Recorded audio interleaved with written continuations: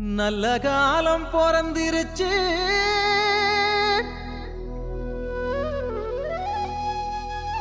நாடும் வீடும் செழிச்சிருச்சு, புனிதர் கோயில் திறந்துருச்சு, நமக்கு புது வாழ்வு மலர்ந்துருச்சு. திருவிழா வாழ்த்துக்கள். திருவிழா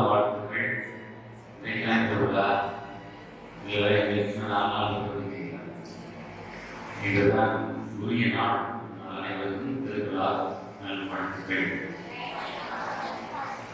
திருவிழா நல்வாழ்த்துக்கள்னு அழகா தமிழ்ல சொன்னா தேங்க்யூ, நன்றி. இந்த பங்கு, இந்த இடம், தோமையா மலை எல்லாமே மிகவும் பிடித்தமான ஒரு இடம். இரவு நேரத்தில் வந்து மாதா தொலைக்காட்சிக்காக 2 முறை இங்கு படப்பிடிப்பு செய்த நினைவுகள் உண்டு. அந்த நினைவுகளோடு கடந்த 15 நாட்களுக்கு முன்பாக கிறிஸ்துமஸ் டான்ஸ் எடுக்கலாம் அப்படின்னு யோசிச்சு பகிர்ச்சாமட்ட கேட்டிருந்தேன்.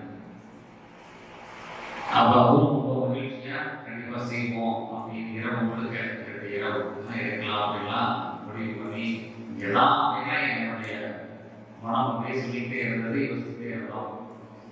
இறுதி நேரத்தில் அது முடிவு மாறுச்சு. ஆனாலும் இந்த மலையும் மலை சார்ந்த இந்த இடமும் என் கண்ணில் அப்படியே இருக்கு.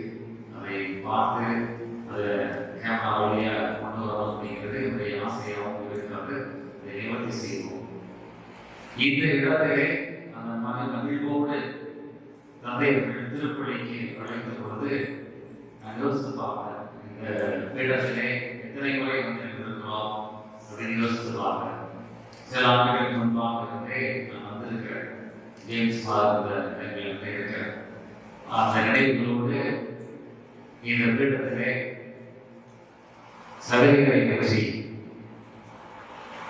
அவரது வாழ்க்கையிலிருந்து கொடுக்கப்பட்ட தலைமை ஒட்டி சிந்திக்கின்ற பொழுது உங்களுக்கு சில வார்த்தைகள் நான் அப்படி யோசித்து இருக்கும்போது முன்னுரை கொடுத்த அம்மா நீண்ட ஒரு வரலாறு வாசம் முடிச்சாங்க.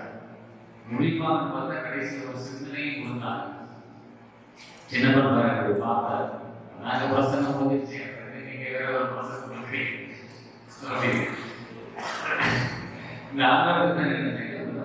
இந்த ஒரு வரலாறு அவர் யோசிக்கின்ற பொழுது தலைமை ஒட்டி மனதில் வந்த சில சிந்தனைகள்.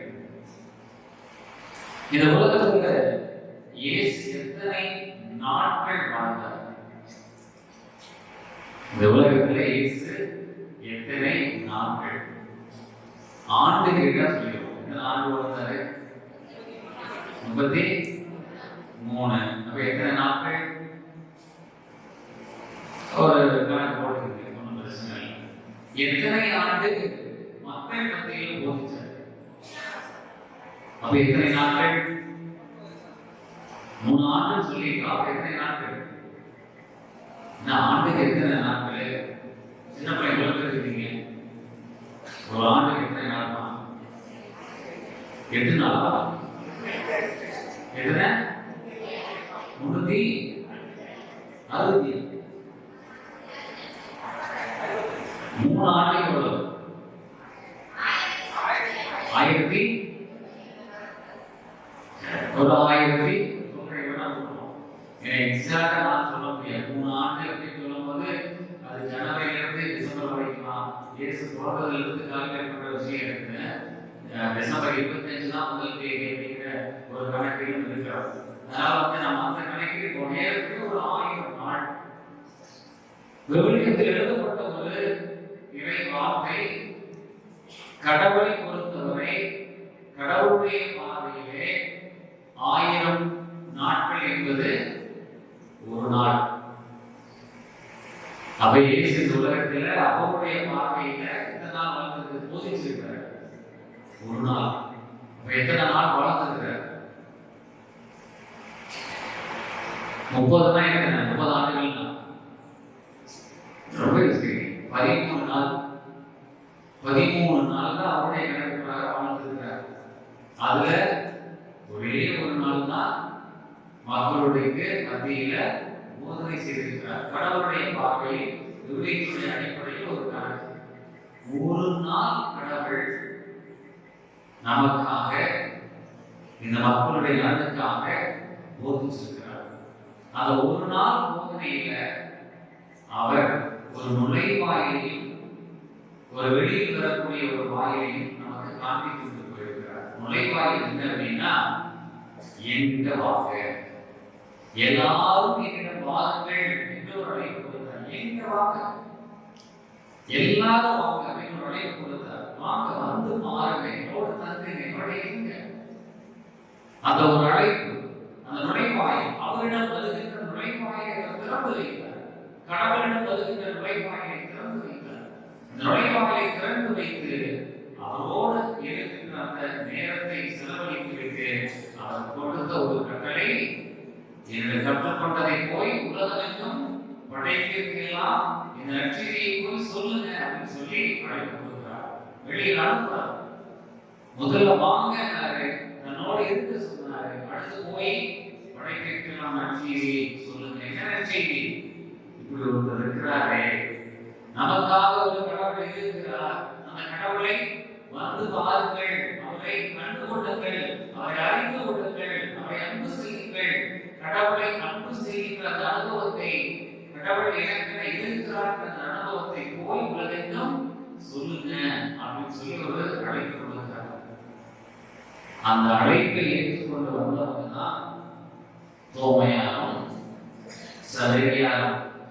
அந்த அழைப்பை ஏற்றுக்கொண்டு, நான் இருக்கிற இடத்துல மட்டும் நான் இல்லை, நான் எங்க வேணாலும் போவேன், எங்க வேணாலும் போவேன், எவ்வளவு தூரம் வேணாலும் போவேன், இந்த உலகம் எவ்வளவு இருந்தாலும் பரவாயில்லை, நான் போவேன் என்று அந்த வார்த்தையை நம்பி கடவுள் வந்தவங்க தான் தோமையாரும் சவேரியாரும். அந்த 2 மாபெரும் புனிதர்களை இந்த பங்கில் சொந்தமாக கொடுத்து வைத்திருக்கிறது. எவ்வளவு பெருமைக்குரிய ஒரு விஷயம்.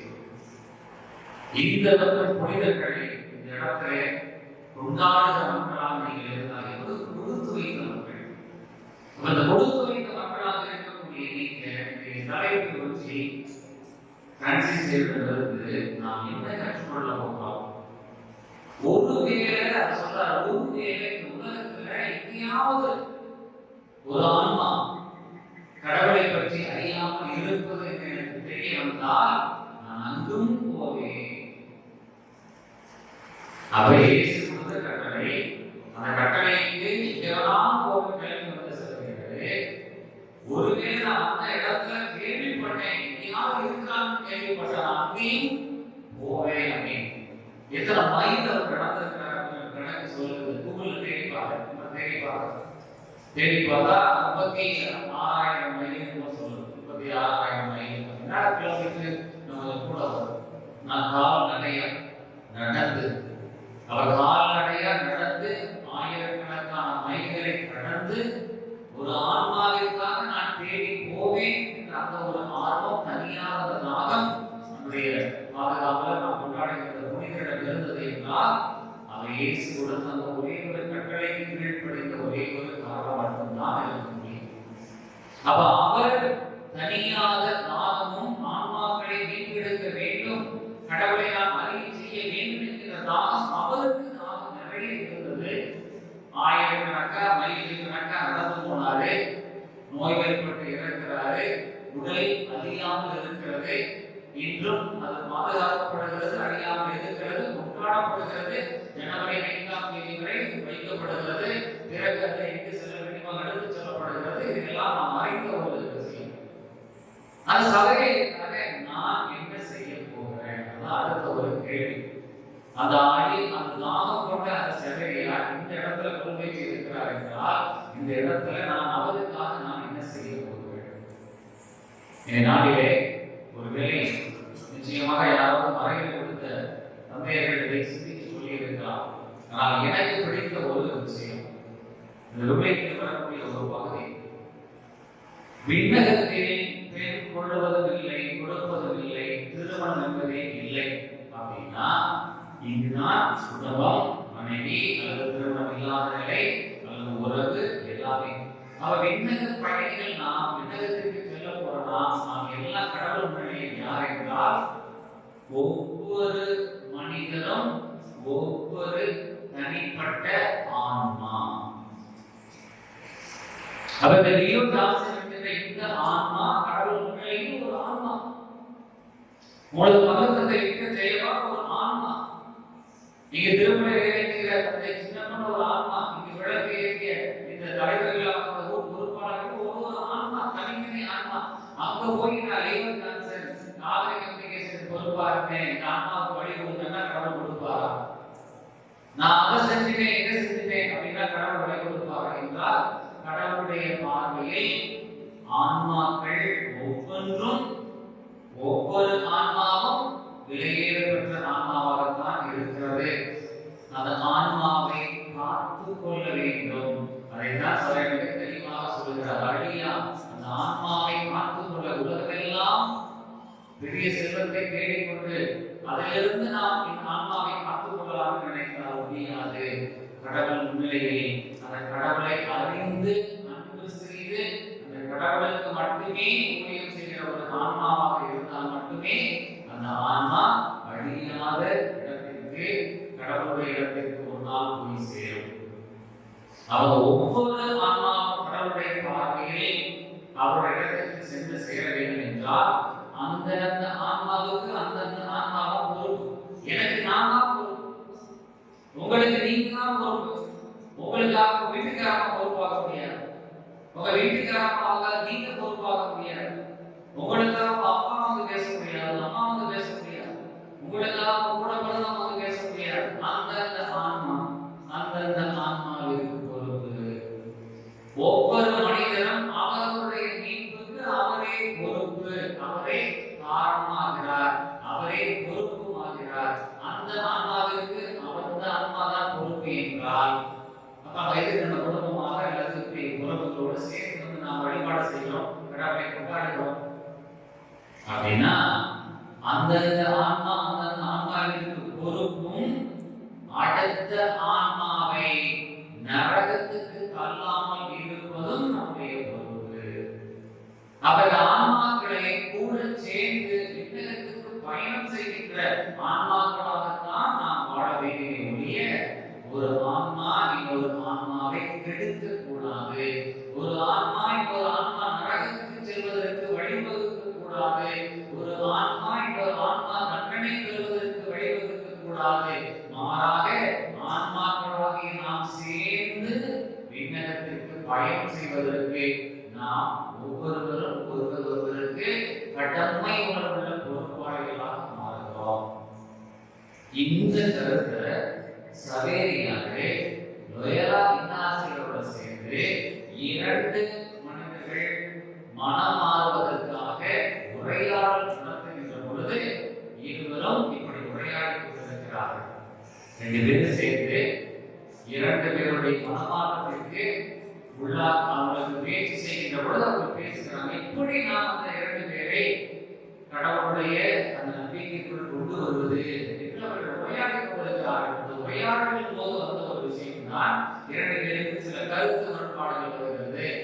ஆனால் அந்த கருத்து முரண்பாட்டிலே சபையார் வேறுபடுகிறார். அவர் சொல்லுகிறார், இந்த ஆன்மாவை நான் கடவுளுக்குள்ளாக கொண்டு வருவதற்காக நான் எதையும் செய்வேன், எவ்வளவு தூரம் நான் துணிவேன் என்று சொல்லி சபையார் முடிவு செய்கின்றார். அப்படியே அந்த புனிதரை பாதுகாப்பாளராக கொண்டனா எந்த சூழ்நிலையிலும் இன்னொரு ஆன்மா நரகத்துக்கு செல்வதற்கு நாம் காரணமாகி விடக்கூடாது. மாறாக ஆன்மா ஒவ்வொன்றுமே கடவுளுடைய சன்னிதானமாகிய மோட்சத்திற்கு செல்ல வேண்டும். ஆன்மாக்களை நாமும் காப்பதற்கு கடமைப்பட்டிருக்கிறோம் என்பதனை இன்றைய பாதுகாவலர் நமக்கு வலியுறுத்தி சொல்லுகிறார்.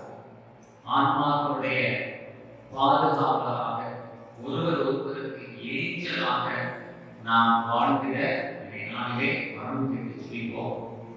தனியாக ஆக்கப்பட்ட ஆன்மாக்களில் சேர்ந்து தனியாக ஆக்கப்பட்ட செவ்வையார் நமக்கும் நம்முடைய தேவைகளுக்கும் பரிந்துரை செய்யட்டும்.